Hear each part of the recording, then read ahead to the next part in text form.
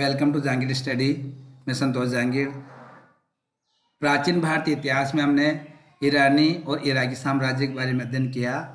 आज हम मौर्य साम्राज्य के बारे में अध्ययन करेंगे।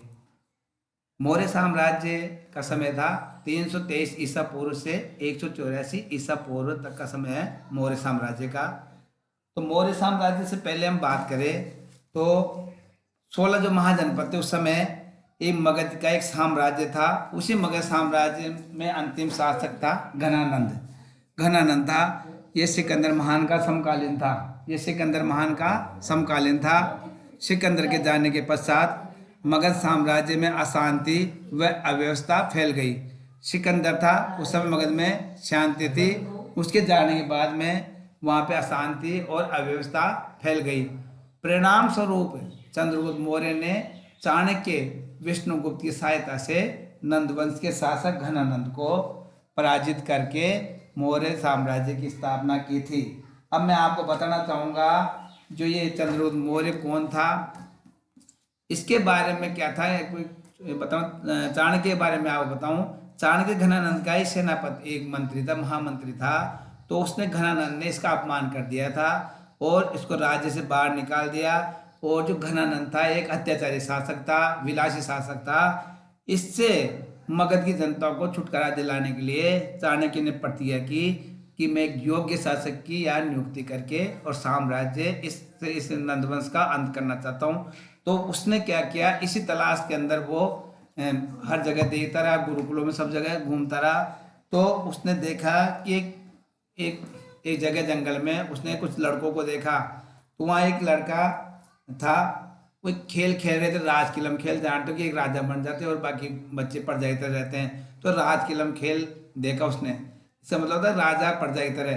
तो उस पे चट्टान में बैठा हुआ लड़का जो था चंद्रगुप्त, वो सबको आदेश दे रहा था। तो उसने उसको पहचान लिया कि ये जो लड़का है ये एक भावी योग्य शासक बन सकता है और इस नंदवंश को समाप्त कर सकता है। उसको शिक्षा चंद्रगुप्त ने दी और उसे एक महान सम्राट बना दिया और चंद्रगुप्त नाम का जो कहलाया। और चंद्रगुप्त मौर्य ने क्या किया, इस घनानंद को हराकर मगध सत्ता का अंत कर दिया और मौर्य साम्राज्य की स्थापना कर दी। मौर्य साम्राज्य भारत का प्रथम व्यापक था और भारतीय उपमहाद्वीप विशालतम साम्राज्य था।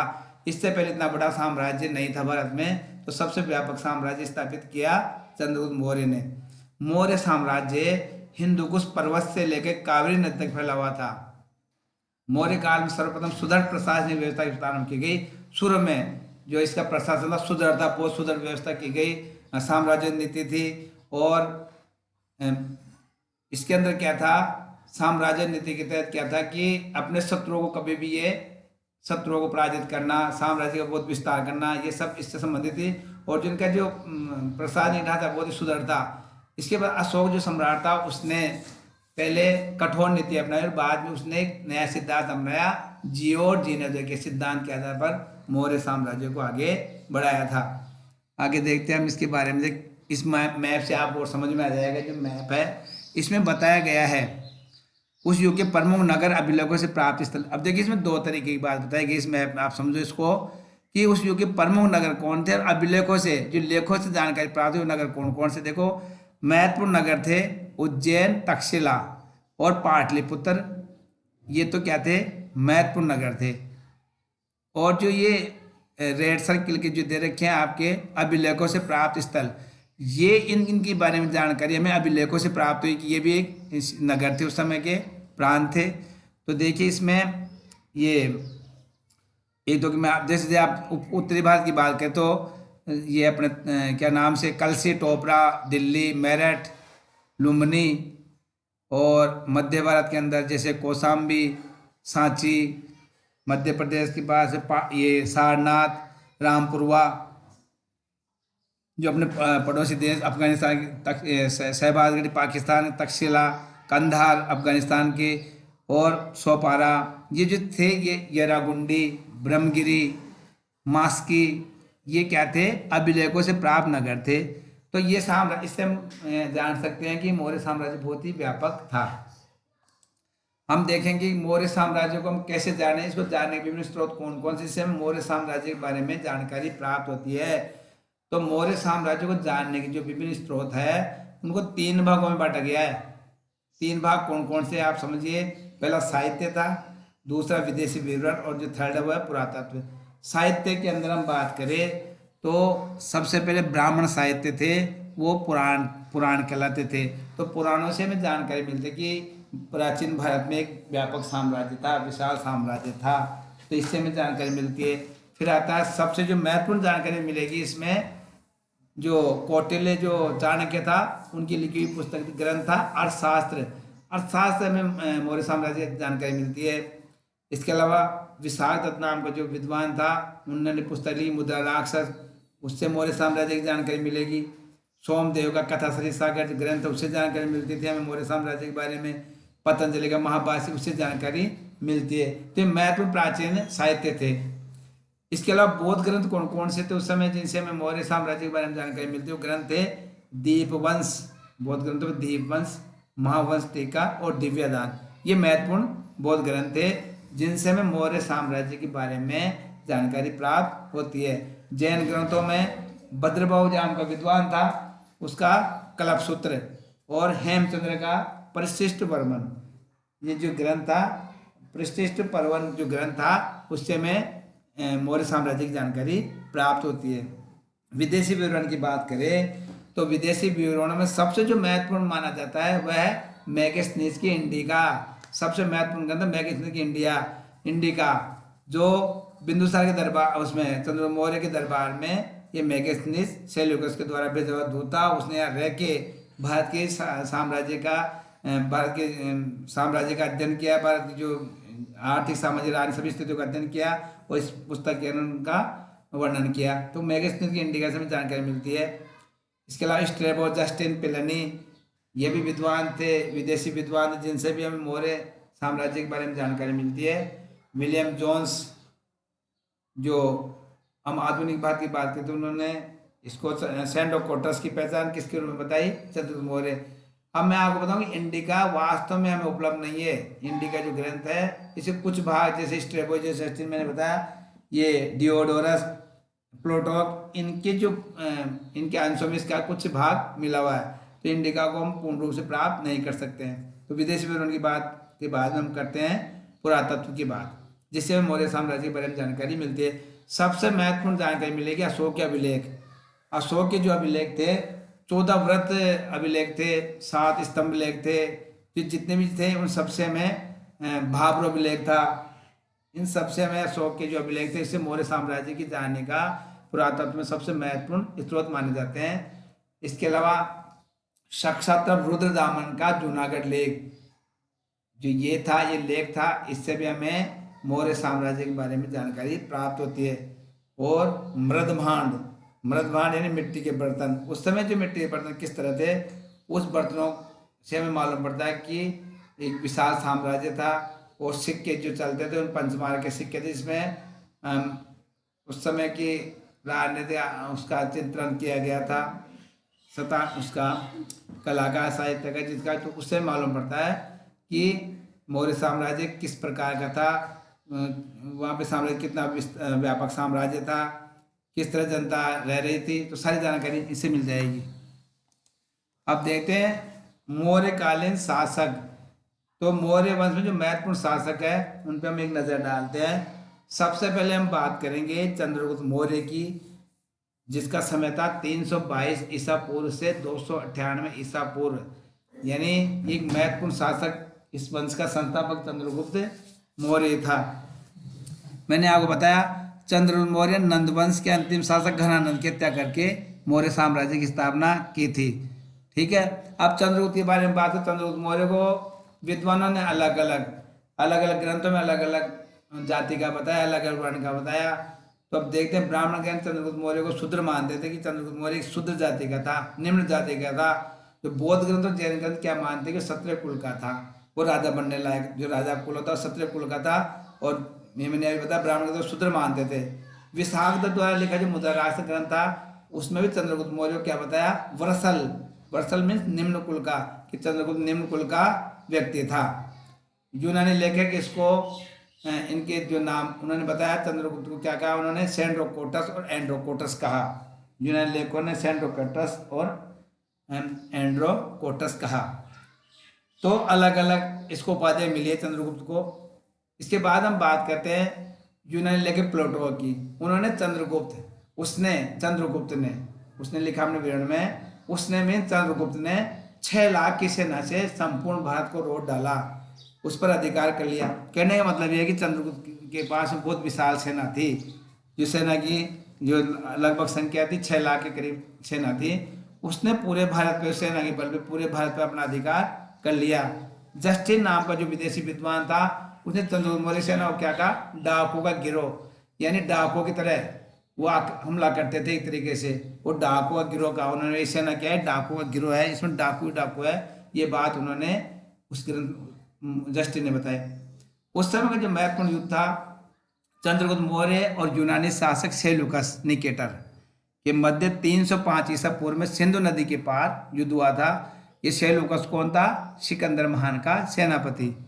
तो इस युद्ध के अंदर, भयंकर युद्ध में सेल्यूकस की पराजय हो जाती है और सेल्यूकस ने संधि के तहत जो अपने 4 महत्वपूर्ण प्रांत थे, एरिया हेरात, अरकोशिया कंधार और जेंड्रोसिया बलूचिस्तान एवं पेरोपनिसेडाई काबुल, चंद्रगुप्त मौर्य को देने पड़े।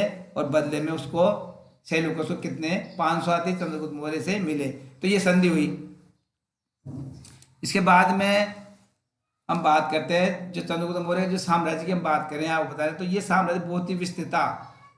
तो चंद्रगुप्त मौर्य के साम्राज्य मैंने बताया उत्तर में हिमालय से लेके और दक्षिण में मैसूर, उत्तर में हिमालय से दक्षिण में मैसूर तक फैला हुआ था, और पूर्व में बंगाल से लेके उत्तर पश्चिम में हिंदू कुश पर्वत तक ये साम्राज्य फैला हुआ था, और पश्चिम में अरब सागर तक ये साम्राज्य का विस्तार था। तो एक विशाल साम्राज्य था, कहने मतलब ये बहुत ही विशाल साम्राज्य था। और इसके अलावा एक महत्वपूर्ण घटना क्या हुई उस समय, जो सेल्यूकस था, अपनी पराजय के बाद में चंद्रगुप्त की वीरता, उसके गुणों से प्रभावित होकर, उसके शौर्य से प्रभावित होकर, उसने अपनी लड़की हेलेना की शादी चंद्रगुप्त मौर्य से कर दी। ये जो विवाह था प्राचीन भारतीय इतिहास का प्रथम अंतर्राष्ट्रीय विवाह माना जाता है, यानी एक अंतर्राष्ट्रीय विवाह हो गया, क्योंकि भारत के बाहर शादी हुई। तो ये पहला अंतर्राष्ट्रीय विवाह इतिहास का कौन सा माना जाएगा, उसका चंद्रगुप्त मौर्य और हेलेना का विवाह। ये याद रखने की बात है। इसके आगे देखिए, सेल्यूकस ने फिर एक महत्वपूर्ण, सेल्यूकस ने मेगस्ने नाम का एक राजदूत चंद्रगुप्त मौर्य के दरबार में भेजा, और मेगस्ने ने भारत की तत्कालीन परिस्थिति पर इंडिया नाम पुस्तक की रचना की। मेगस्ने यहाँ रहा और भारत की जो स्थिति थी, राजनीतिक, सामाजिक, आर्थिक सभी स्थितियों का उसने इस पुस्तक में वर्णन किया।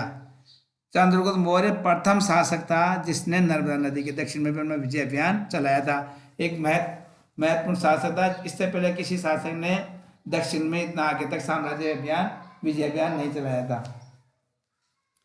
इसके अलावा उसकी जो राजधानी चंद्रगुप्त मौर्य ने राजधानी बनाई पाटलिपुत्र को, चंद्रगुप्त मौर्य ने अपनी राजधानी बनाई थी। तो चंद्रगुप्त मौर्य की जो शासन की राजधानी थी पाटलिपुत्र थी।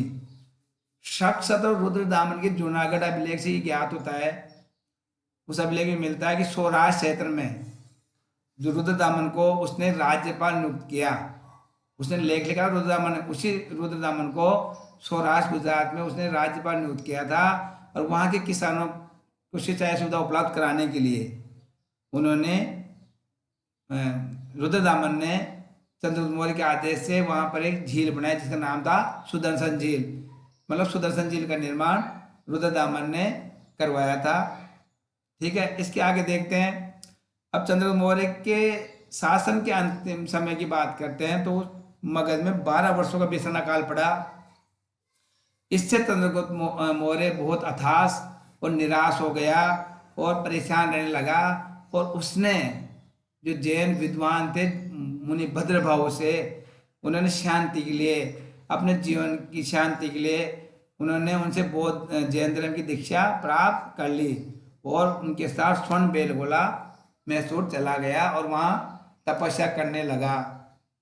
और वहीं पे चंद्रगिरी पर्वत गुफा पर तपस्या करते करते उसने 298 ईस्वी में सलेखना जैन पद्धति होती है, उससे अपने प्राण त्याग दिए। इस सलेखना का मतलब होता है बिना अन्न जल खाए रहना, उपवास करना, बिल्कुल अन्न जल त्याग करके रहना।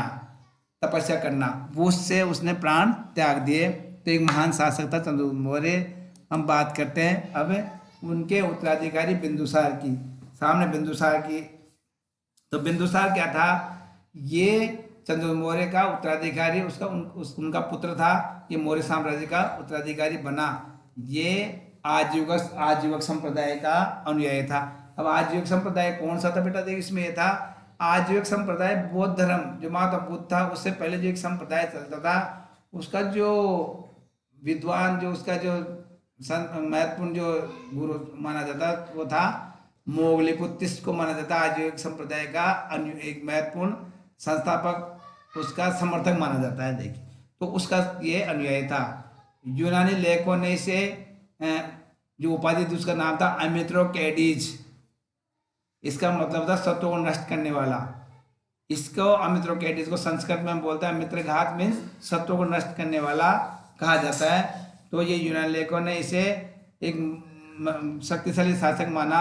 यह अपने शत्रुओं को कभी भी नहीं छोड़ता था, उनको नष्ट कर देता था। पुराणों में बिंदुसार को भद्रसार भी कहा गया और जैन ग्रंथों में सिंहसेन कहा गया। तो इस बिंदुसार की उपाधि आई है। उसके शासनकाल के प्रारंभ की बात करें तो कौटिल्य था और बाद में खल्लाटक प्रधानमंत्री था। कौटिल्य चंद्रगुप्त मौर्य का जो गुरु था और प्रधानमंत्री था, तो स्वाभाविक रूप से वो भी रहा, उसके बिंदुसार के समय में था। और उसके बाद में जो बना वो खल्लाटक बना था। और सीरिया के सम्राट एंटियोकस प्रथम ने डायमेकस, तब मिस्र के शासक टालमी फिलाडेल्फस ने डायनोसिस नामक राजदूत बिंदुसार के दरबार भेजे। अब ये याद रखने की बात है, जो डायमेकस किसने भेजा, डायमेकस नामक राजदूत सीरिया के सम्राट एंटियोकस ने, और मिस्र के शासक था टोलमी फिलाडेल्फस ने अपना दूत भेजा था, राजदूत का नाम डायनोसिस। तो उसके दरबार में दो राजदूत थे, डायमेकस और डायनेसिस। इन्होंने भारत में रहकर बिंदुसार के साम्राज्य की बारे में ग्रंथों में लिखा। बिंदुसार के समय तक्षशिला में विद्रोह हुआ था, जिसका दमन करने पहली बार अशोक तथा दूसरी बार सुसीम को भेजा गया। तो उस समय विद्रोह हो गया था तक्षशिला में, तो उसको दमन करने के लिए अपने दो पुत्र थे अशोक को और सुसीम को भेजा गया दमन करने के लिए। उस समय जो विद्रोह हुआ था वो कहाँ हुआ था, तक्षशिला में। अब बात करते हैं महत्वपूर्ण अशोक के बारे में, बात करते हैं सम्राट अशोक के बारे में। सम्राट अशोक, जैन अनुश्रुति के अनुसार अशोक ने बिंदुसार की इच्छा के विरुद्ध मगध के शासन पर अधिकार कर लिया। बिंदुसार नहीं चाहता था कि अशोक साम्राज्य इस मगध का शासन करे, मगर बिंदुसार की इच्छा के विरुद्ध उसने अधिकार किया था मगध के साम्राज्य पे। सिंगली अनुश्रुति के अनुसार लिखा हुआ है, अशोक ने अपने 99 भाइयों की त्याग की थी और सिंहासन प्राप्त किया। ये जो अनुश्रुति लिखी ग्रंथ था उसमें लिखा है कि अशोक ने अपने 99 जो भाई थे उसके उनकी हत्या करके सिंहासन प्राप्त किया। और महाबोधि वंश जो ग्रंथ था बौद्ध धर्म का, और लामा तारानाथ के अनुसार जो उन्होंने लिखा कि सत्ता प्राप्ति ले गृह युद्ध हुआ। गृह युद्ध होता है अपने घर के अंदर युद्ध होना, साम्राज्य के अंदर युद्ध होना, आंतरिक युद्ध होना, आंतरिक कलह। तो गृह युद्ध में अपने भाइयों का वध किया था अशोक ने, और अशोक ने साम्राज्य अपने भाइयों की हत्या करके प्राप्त किया था। लगभग 4 वर्ष तक संघर्ष करने के बाद में अशोक का जो राज्याभिषेक विधिवत हुआ था 269 ईसा पूर्व में, उसका राज्याभिषेक विधिवत राज्याभिषेक 269 ईसा पूर्व में हुआ था।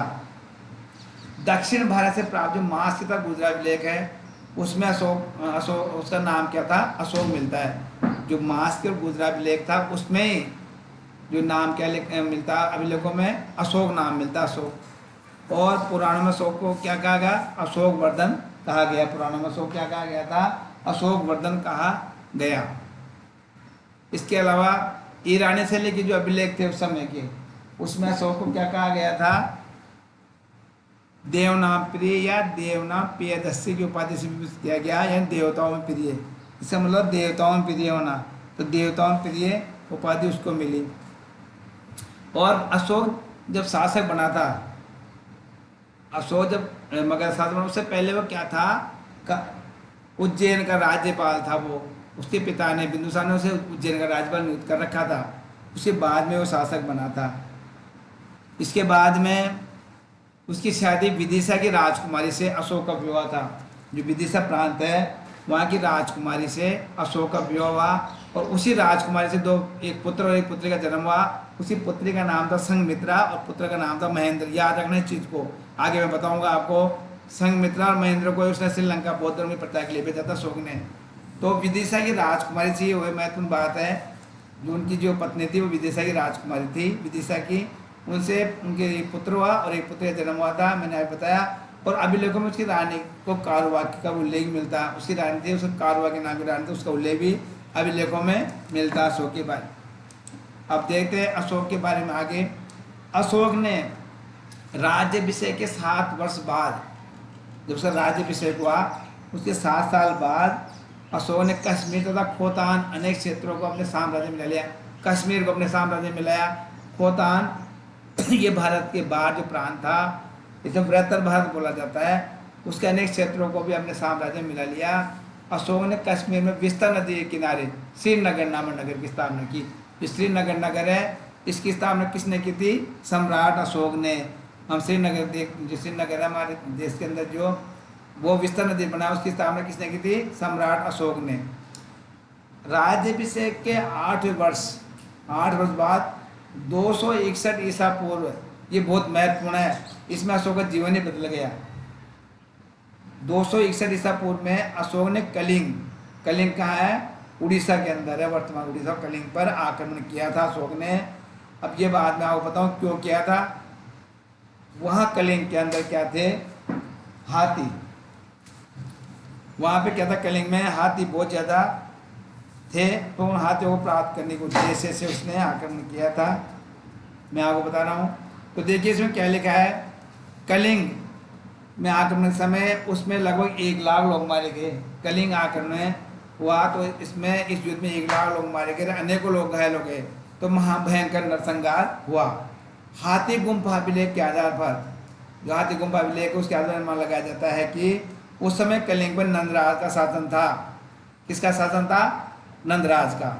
कौटिल्य के अर्थशास्त्र से जानकारी होती है कलिंग हाथियों के लिए प्रसिद्ध। अभी मैंने बताया वहाँ हाथी बहुत ज़्यादा थे कलिंग के अंदर। इन हाथियों को प्राप्त करने के लिए अशोक ने बहुत सारे हाथी लेना चाहता था और राजा ने मना कर दिया कि मैं नहीं दे सकता। तो उसने कलिंग पर आक्रमण कर दिया। एक मामूली से हाथी प्राप्त करने के उद्देश्य से उसने आक्रमण किया था और व्यापक नरसंहार किया, बहुत अधिक नरसंहार किया।